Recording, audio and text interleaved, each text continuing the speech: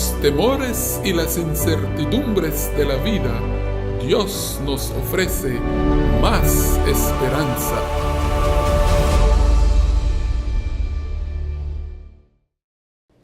Qué lindo es poder encontrarnos nuevamente. Espero que estés listo o lista para estudiar este nuevo tema. Es la lección número 9 de nuestro estudio Más Esperanza. ¿Cuál es el título? Las finanzas del cristiano. Un tema apasionante. Vas a disfrutar de esto. Vamos a compartir ahora una breve introducción por un par de minutos y después tú vas a estudiar el tema con tu grupo de estudio individualmente y vamos a cerrar y ampliarlo con algunos pasajes adicionales. Tú y yo no necesitamos hablar mucho de esto para coincidir que el tema del uso y la administración del dinero no es fácil cuando recibimos nuestro salario y tenemos tantas demandas. Y está, por supuesto, conectado a nuestro egoísmo, nuestra vanidad, nuestra competencia. Vamos a estudiar cuál es el uso sabio del dinero y la administración de las finanzas en una vida cristiana según la palabra de Dios. También vamos a entender a quién le pertenece todo, de quién somos y cuáles son los principios y las orientaciones que hay en la Biblia que nos ayudan a vivir con sabiduría, tomando las mejores decisiones, pero también lo que es significativo es que nos va a ayudar a aprender a vivir con prosperidad y felicidad y a vivir con felicidad en la prosperidad, porque a veces hay gente que es feliz pero no tiene prosperidad, o hay gente que tiene prosperidad y no es feliz. Vamos a dejar a un lado las peleas, los conflictos hogareños por los gastos o la manera en que gastamos y vamos a tratar de terminar con las presiones extenuantes de que el dinero no me alcanza, que gastaste más, que no tenemos para esto, que se rompió el auto y no podemos repararlo, o se rompió esto en la casa y no podemos solucionarlo. Vamos a ver cómo Dios provee para todo lo que tú y yo necesitamos cuando seguimos su consejo en la palabra de Dios. Estudia con detenimiento esta lección y vamos a disfrutar en unos instantes de la conclusión. Dios te bendiga.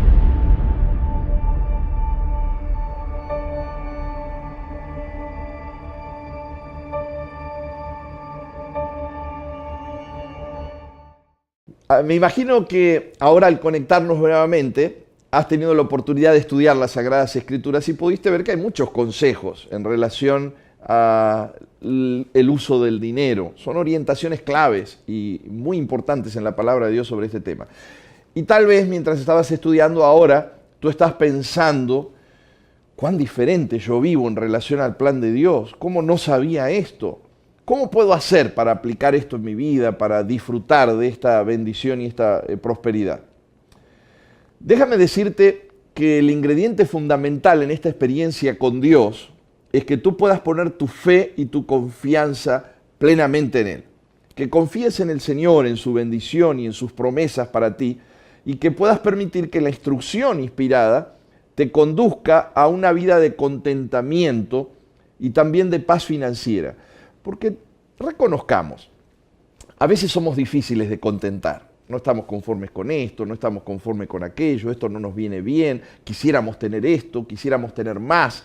Y a veces eso nos hace ponernos en una cantidad de problemas y aprietos económicos de los que después tenemos que lamentarnos.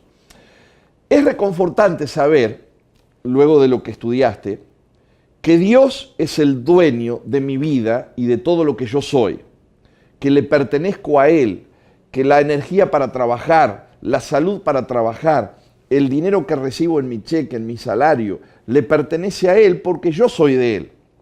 A veces no nos gusta reconocer esto, pero tú y yo somos mayordomos y administradores. Cuando yo vivo con esta certeza, las cargas de la vida se me hacen más livianas. Las presiones y las responsabilidades se levantan de mis hombros porque yo entiendo y descanso en la realidad de que Él es mi dueño. No es solo Él mi Dios que quiere salvarme, Él es también mi Rey y mi Señor. Y al entender esto, descanso en los grandes beneficios, en las ventajas, en las bendiciones que Él me quiere dar, pero a la vez, claro, reconozco que tengo responsabilidades y una de mis grandes responsabilidades es ser fiel a Dios y a su palabra, ser leal a la orientación que Él me da y probar para poder vivir con una administración honrada. Por favor, no olvides que la felicidad tuya y mía no dependen de lo que poseemos, de cuánto poseemos, de cuántas vacaciones tenemos.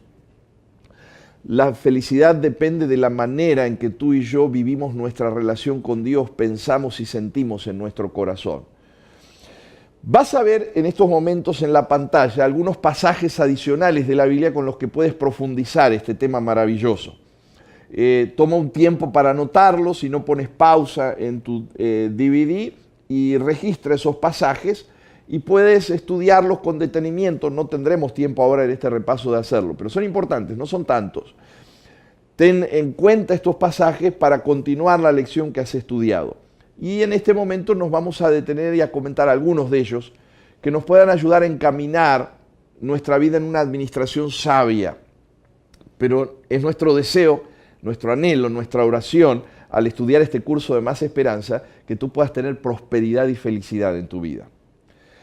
Vas a notar que se resalta en estos principios que la Biblia no nos enfoca para que tú y yo seamos ricos en el sentido común de la palabra, sino para que seamos ricos en Dios. Y por supuesto, cuando hablamos de principios, ya lo repasaste, tenemos que recordar lo que Jesús dijo acerca del uso del dinero. Un pasaje importante lo encontramos en el Sermón del Monte, en lo que Jesús dice en el capítulo 6 de Mateo.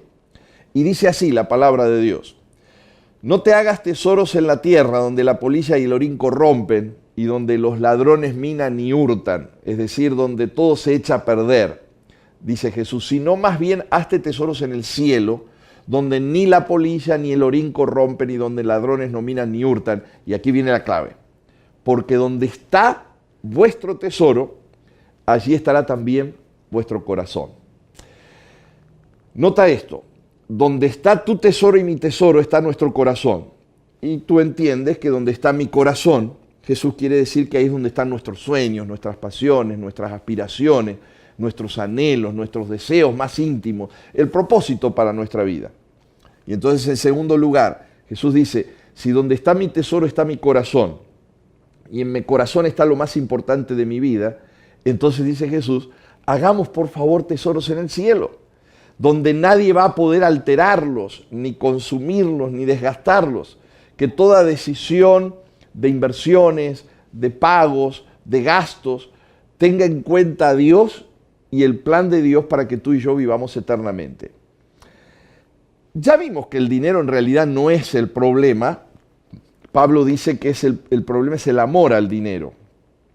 Y ese amor al dinero se ha demostrado y se sigue demostrando todavía en la actualidad en la manera en que actuamos, las decisiones que tomamos, las vanidades que tenemos. Y Dios, comprendiendo nuestra naturaleza humana, nos instruye sobre un principio fundamental para la administración del dinero: el principio de los diezmos y las ofrendas. Leamos en Malaquías, en el capítulo 3, los versículos 8 al 10. Este pasaje no estaba en la lección de estudio, pero es un pasaje muy importante que se ha tergiversado y se sigue cuestionando y tergiversando en la actualidad. Dios pregunta a través de Malaquías: ¿va a robar el hombre a Dios? Y el pueblo le pregunta: pero Señor, ¿en qué te hemos robado? Y Dios dice: me han robado en vuestros diezmos y en vuestras ofrendas. Y tú puedes decir: bueno, ¿por qué le estoy robando si eso es mío? No, pero Él es el dueño. ¿Y en qué sentido le hemos robado? Y entonces Dios dice: traed todos los diezmos al alfolí, a mi casa, haya alimento, probadme en esto, me desafía a probarlo, y voy a abrir las ventanas de los cielos y voy a derramar bendiciones hasta que sobreabunden. No olvides esto: cuando yo aparto al recibir mi salario la 10ª parte del diezmo, estoy reconociendo quién es Él. Y como Él es el dueño, Él es el que me da todo, y por eso soy y tengo lo que tengo, lo reconozco y aparto el diezmo. La ofrenda es el reconocimiento de lo que Él hace por mí. Por todo lo que Él hace me siento tan feliz, tan agradecido, tengo tanta gratitud en mi corazón que aparto una ofrenda representativa a esa bendición para la gloria de Dios. Nota que aquí se especifica la proporción. No está supeditado a lo que a mí se me antoja, a lo que yo quiero, a lo que a mí me parece. Dios dice el 10%. Se me instruye cómo debo usarlo, qué debo hacer. No me dice que lo use como a mí me parece, me dice que lo entregue a la iglesia y Él se encarga de dirigir a su iglesia sobre el uso de ese dinero. Se me desafía también a ofrendar con gratitud, con alegría. Y por supuesto, Dios, que es bueno, en este aspecto, a diferencia de muchos otros aspectos en los consejos o orientaciones bíblicas, Dios dice, pruébenme, pruébame. Y me alienta con una promesa porque dice que si yo lo pruebo, Él va a abrir las ventanas y va a derramar bendiciones hasta que sobreabunden. Es decir, es interesante que el principio del diezmo no es una cuota, no es un pago, no es como si yo hago este pago y bueno, voy a recibir esta bendición. No, es un privilegio, es un gozo. Él me anima a tomar una decisión individual y personal, una decisión de fe. Me ayuda a desarrollar mi fe en Él y a probarlo. Y cuando lo hacemos, vamos a estar seguros que vamos a recibir bendiciones de Dios. Yo podría contarte infinidad de experiencias. De hecho, si tienen tiempo y si estás en un grupo de estudios y alguien ya ha pasado por esta oportunidad, ponle pausa al DVD y cuenten algunos testimonios de cómo Dios les ha bendecido. Yo recuerdo cuando recibí mi primer salario de jovencito, luego de la muerte de mi padre, no quería dar el diezmo. Y siempre me faltaba, no me alcanzaba ni para el ómnibus para tomar de mi casa a la escuela. Y le tenía que pedir prestado a mi mamá. Y mi mamá me dijo, no te voy a prestar más hasta que seas fiel a Dios. Y yo dije, mami, pero necesito, pruébalo. Y finalmente a regañadientes lo probé. Y por la gracia de Dios no me faltó ese mes. Y mi mamá me preguntaba, ¿no te falta? ¿No necesitas? Me pinchaba, porque yo no quería reconocer en mi orgullo que Dios me estaba bendiciendo al haber sido fiel. Dios nos enseña que la cantidad no es importante, sino la proporción. Y hay un incidente en las Sagradas Escrituras, que tú lo tienes en la lista que anotaste, en el Evangelio de Marcos, en el capítulo 12, versículos 41 al 44, donde Jesús está sentado frente al arca de las ofrendas y miraba cómo el pueblo, dice el relato bíblico, echaba mucho dinero y muchos ricos echaban mucho dinero. Era evidente, porque lo hacían a la vista de todos. Y dice que una viuda pobre echó 2 blancas, o sea, un cuadrante, como si hubiera echado un par de monedas de 5 centavos. Entonces, llamando a sus discípulos, Jesús les dijo, esta viuda echó más que todos los demás, porque todos han echado de lo que les sobra, pero ella, en su pobreza, echó de todo lo que tenía. Es decir, echó todo su sustento. ¿Entiendes? Preponderantemente el énfasis no fue dado por Jesús en la cantidad que la viuda estaba dando o que los ricos que echaban mucho estaban dando, sino en la proporción que brotó del corazón de esa mujer, que en su pobreza, en su necesidad, dice que echó más. Es decir, Jesús evalúa tu condición, tu situación, tu salario, lo que tú eres, lo que tú tienes, y Él sabe cuándo tú estás dando de corazón.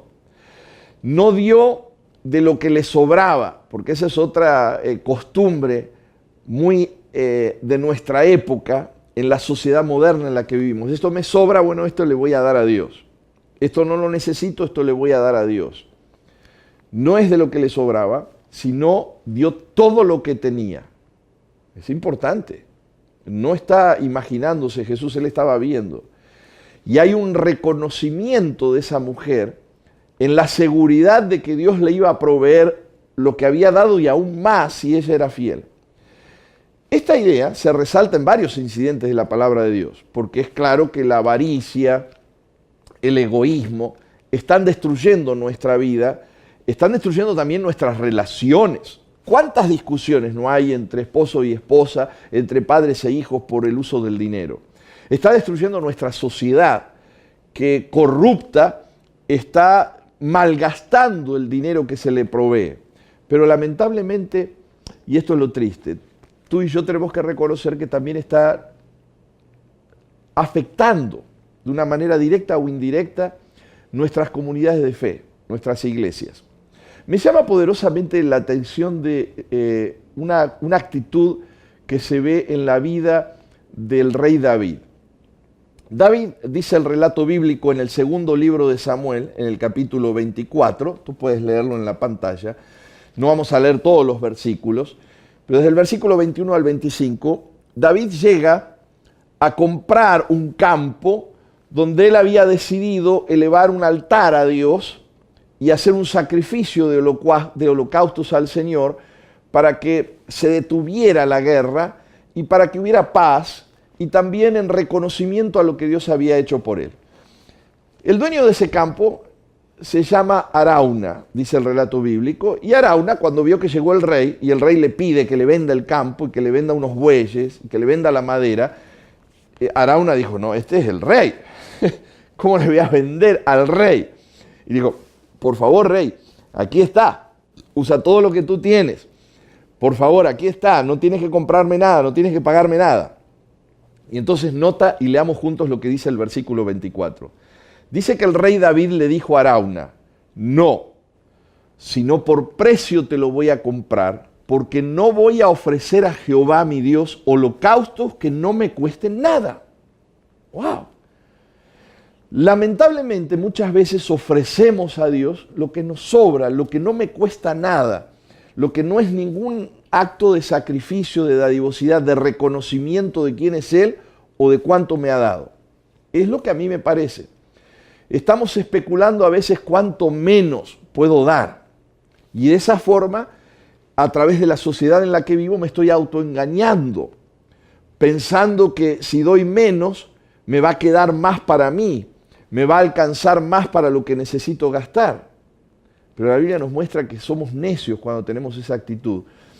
Porque 9 partes o el 90% con la bendición de Dios es mucho más que sin la bendición de Dios. Y cuando doy mis ofrendas y doy un segundo diezmo, el 80% resulta que es mucho más y me rinde mucho más que si hubiera tenido todo sin la bendición de Dios. Porque Dios está abriendo las ventanas de los cielos y haciendo que las bendiciones sobreabunden en nosotros por nuestro acto de fidelidad y lealtad a Él, que es mi Señor y es mi dueño. Me gustaría que terminemos con un maravilloso incidente de la dadivosidad de David y de su pueblo para ofrecer ofrendas para la casa de Dios. Dios le había mostrado que un templo que iba a construir, David hizo los planos, hizo el proyecto, y ahora era la hora de la recaudación.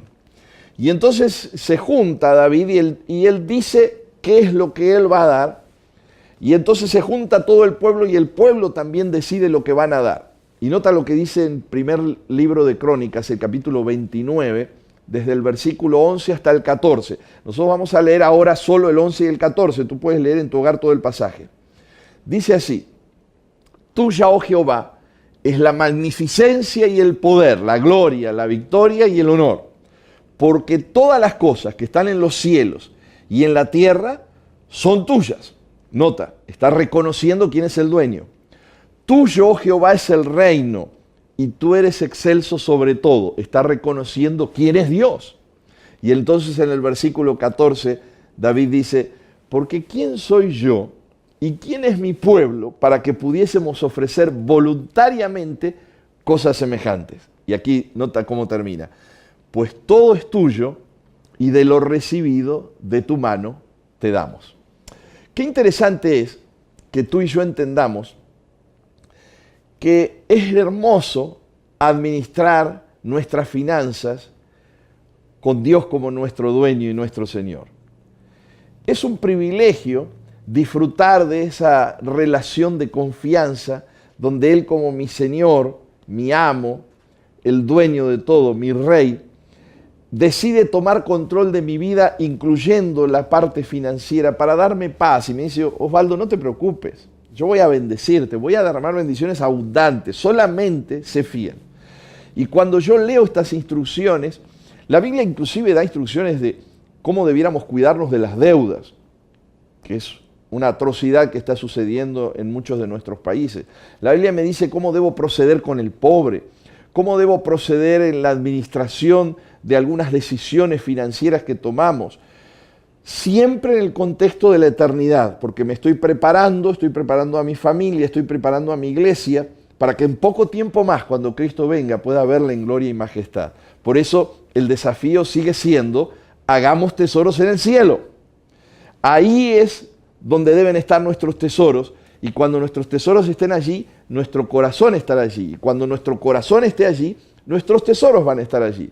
Así que, al terminar este repaso, y si tienen oportunidad de dialogar un momento más, tomen una decisión juntos y oren para que Dios nos ayude como nunca antes a descansar en Él, a ser prósperos, a ser felices, a ser fieles, para que Dios manifieste las bendiciones desde el cielo abundantes y tú puedas gozar de lo que Él prepara aquí en esta tierra y de una vida eterna. Dios te bendiga, es nuestro deseo sincero y nuestra oración.